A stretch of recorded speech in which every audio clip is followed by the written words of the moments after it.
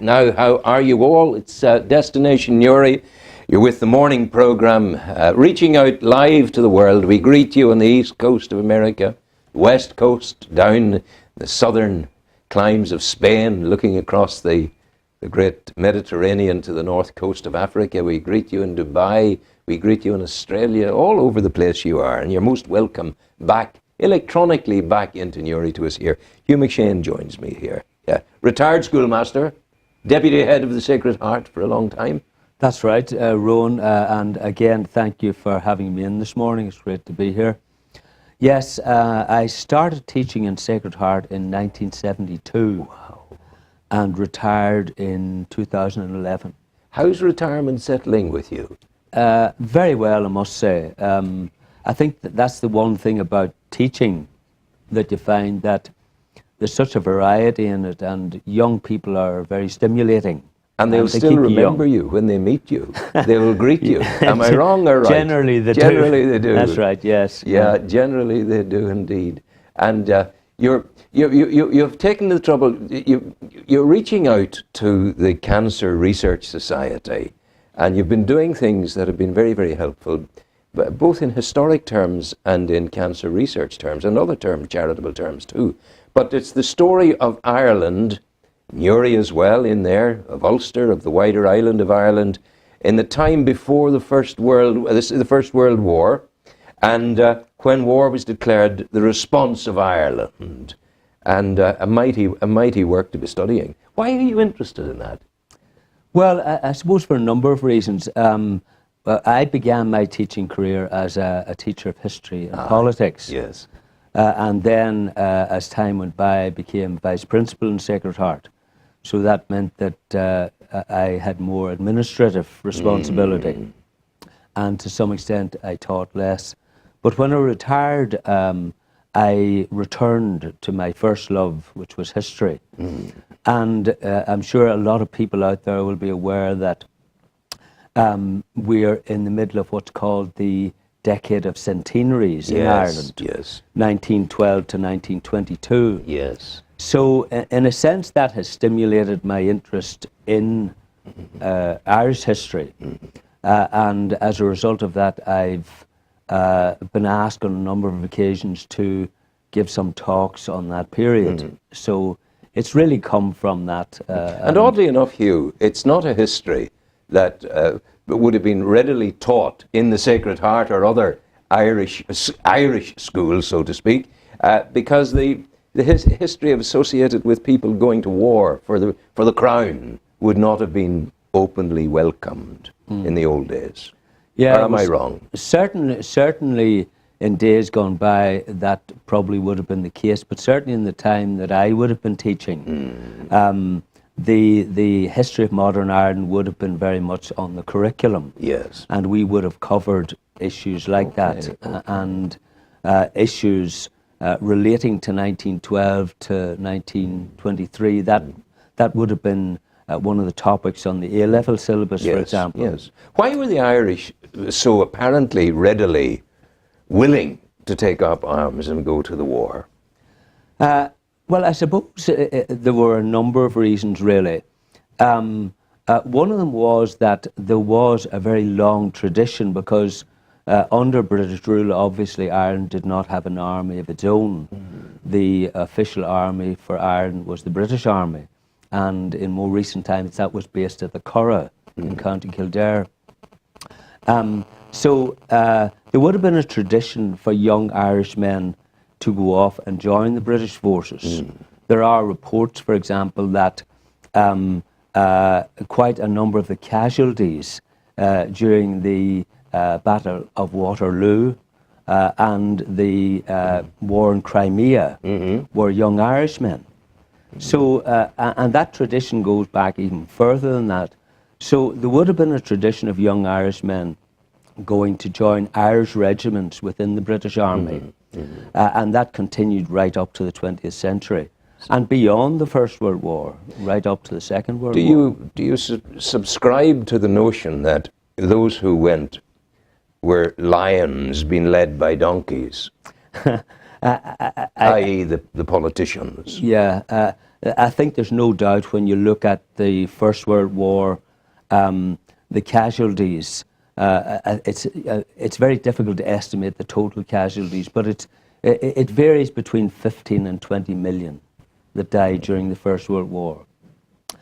Many of them young men, many of them teenagers who had gone off through a sense of adventure. And I think this was one of the difficulties of the First World War, that throughout Europe there was an expectation that the war would not last more than a year. In fact, the German Kaiser had said to his... Be over by Christmas. It would be over by Christmas. He said that you would be back in Germany before the leaves fall. Oh, for goodness sake. So there was an expectation that the war would be quick and sharp, and from Germany's point of view, victorious. Should Britain have bothered going in? Had they an option at the time of making the decision to go? Obviously, they did have an option. There's an old saying, it's very easy to go to war. It's much more difficult to get out of war and to finish war. But the alliance complex at the time, you had two major alliances in Europe, the Triple Alliance and the Triple Entente. And so Britain, to some extent, was tied to an alliance system that included France and Russia, who had gone to war against Germany. And the extra factor, of course, was the fact that Britain had a treaty with Belgium, which required it to support it in the event of invasion. And of course, as we know, the Germans invaded Belgium as part of their strategy to defeat France. It's interesting that Britain today has a great liking for, a penchant for celebrating, or commemorating, better than celebrating, the deaths, the war, the whole ethos of the war. There is no such passion in Germany, it would seem, for celebrating. Yeah. Maybe they don't want to celebrate defeat, I don't know. I think that's probably a major aspect of it, because Germany was defeated in the First World War and the Second World War. The whole concept of commemoration is an interesting one, because I've discovered in researching the issue of Irish history that when we look at the commemorations today, a century on, I feel there's an absence of analysis of the past. There's plenty of commemoration and memorialization, but I really feel that we have an opportunity with the decade of centenaries to analyse the issues that arose in Ireland in particular. And I think we can learn from those issues and those divisions in order to create a shared future today. You see, there's no learning process in place at the moment. There is the commemorative tradition there, the cenotaph and all the rest of it. But the cenotaph today is the same as the cenotaph 100 years ago or whatever. And it's leaving us in stagnation, if you like. The same thing with the 15 million being lost could occur all over again in the twinkling of an eye, because we haven't analysed. And there doesn't seem to be an appetite for analysis, does there? I think in a divided, if we're talking about Ireland, Northern Ireland today, I think there isn't an appetite for analysis, because in a divided society, people tend still to look at history with their own particular bias. Again, there is a tendency in all societies to construct the history of the past around your particular bias, so that whatever facts or interpretation of facts that are presented which suit your case, then they're the ones that people tend to have an appetite for. We're 100 years down the road. If will commemoration, as far as you can tell, will our appetite for commemoration have is it exactly the same kind of events in another 100 years' time? Or is it going to be a dying phenomenon? I think that as time passes, one of the points that I would make in most of the talks that I give on Ireland would be that the passage of time tends to reduce the fire in people. It also tends to reduce the passion and the anger associated with events from the past. Now, one of the difficulties here is that in most countries, a century after events have occurred, those events become fairly academic in people's minds. But here, they're still very live issues. So the issues of 100 years ago are still very much alive. But I would have confidence that as with the passage of time, that new generations will start to see things in a more objective and more clear way. And I think that's really the way forward in terms of putting commemorations in perspective. And again, we're having a kind of cross-European dimension into our society, into our demography at the moment. People are coming from all of the new Europe. We're becoming a new and different society. We're a society of many, many hues, and not just the orange and the green. And that's developing all the time. I have this vision. War would have been a great thing for the Irish in those days. I see the excitement of the recruiting sergeant and his troops coming into the Irish towns and villages, the length and breadth of our 40 feet shades of green, so to speak. And the little boys would be out playing drums and walking along, and the recruiting sergeant would be calling in those who were eligible and signing them up. It was a mighty industry, so to speak. It was. There's no doubt about that. In this particular talk that I'll be giving on the 25th, I show two headlines, one from the Belfast Evening Telegraph and one from the Irish News, and they both have front page, full page adverts seeking the recruitment of 50,000 men. My goodness. For the war. So it was a massive industry because, of course, the First World War was an industrial scale war. It wasn't a small war that would have tended to have been a feature of past wars. It was the first industrial scale war. So the heaviness of trundling machines across the tundra. That's right. That was what was coming. That was what yeah, was coming. And of course we have to remember that 1914-18, there was a degree of technology, military technology that had developed, like cannon, machine guns, real killing machines. Oh yeah. For the young men who went over the top from the trenches. But alongside that, there were all these issues about how to transport machinery, and the horse was still very important at that stage. So in a sense it puts it in perspective when we see the very sophisticated technology used in war today, which is fought mainly from the air. The drone being flown out of a computer loft in Arkansas and bombing in Afghanistan. That's right. That kind of thing. Yeah. So the way we're going was conscription at that time. Had the Irish any choice?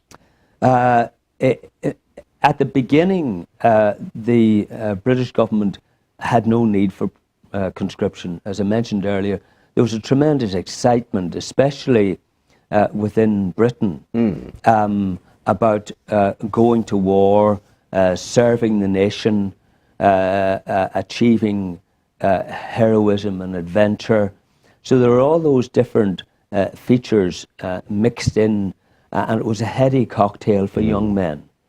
And of course there was enormous pressure from the families for young men to join up and to fight for their country. But by 1916, the casualty rate was so catastrophic that the British government introduced conscription. That was in mainland Britain. Conscription was never actually introduced in Ireland, although by 1918 there was a major controversy about the possibility of conscription being introduced. So conscription never actually was imposed in Ireland. Nevertheless, worldwide, 300,000 Irishmen fought for one country or other of the British Empire. I think it's sometimes forgotten that Irishmen joined up in Canada, South Africa, Australia, New Zealand, India, different places like that. 200,000 Irishmen from the island of Ireland fought in the war, and something like 40,000 of those young men died. So there was a very strong appetite throughout the island of Ireland for joining the army. How was the pacifist movement dealt with? Very unsympathetically. The conscientious objectors, or COs as they were known, there was a fairly vocal minority of conscientious objectors in Britain. But the government, I suppose naturally enough, was very unsympathetic to them because they saw them as subversive and as undermining the morale and the potential for volunteers coming forward. So they were treated very unsympathetically by the government and in many cases were imprisoned. But they were also treated very unsympathetically by society, which couldn't understand. Again, we're talking about the beginning of the 20th century, couldn't understand that lack of patriotism, which for many people equated with cowardice. Oh, yes, yes. So they were very badly treated, and yet they were showing the courage of their convictions, Absolutely, absolutely. which would carry a lot more weight today. Okay, so it's significant that you're doing this for charity. It's in the Canal Court Hotel. And it's it's in Newry Banqueting and Conference Centre. Yeah, it is, of course. Sorry about that. I thought it was the. Oh yes, Newry Conference and Bank. That's on the Mall. That's the parish centre on the Mall. That's right, on the Mall. There's lots of parking there and everything else. Yeah. It's Tuesday, the 25th. Next Tuesday. Next Tuesday. And it's at 7:30 in the evening. And hopefully, the talks are very heavily illustrated. Yes. So people will see lots of images from the time.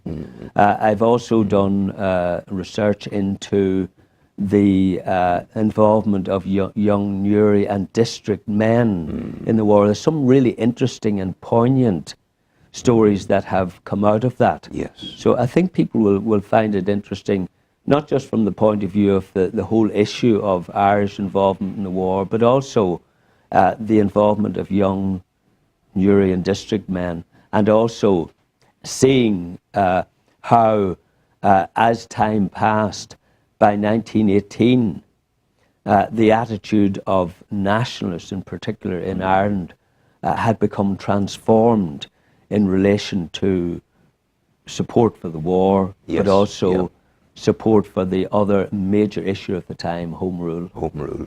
Okay, that's Tuesday night next, and you can get your tickets if you're in this part of the world. From Jervis McCartan over at McCartan's on Sugar Island in Newry, the draper shop there. Jervis is in there behind the counter selling the very best of stuff, and he'll willingly get you your ticket if you go over and see him there. That's Jervis McCartan, who's chairman of Newry Cancer Research, presenting the illustrated talk by Hugh McShane. And do go along. It's an evening to open your mind, open your eyes, and at the same time, opening your pocket just the tiniest little bit to make a difference in the financial crusade that seeks to bring resolution to the issues of cancer and research that will take us along that road a little bit. Hugh, thank you for coming in. Delighted, You're a good Rowan. man. Thank you very, me. very much indeed. Thank you. God bless you. Andrew, some music, please.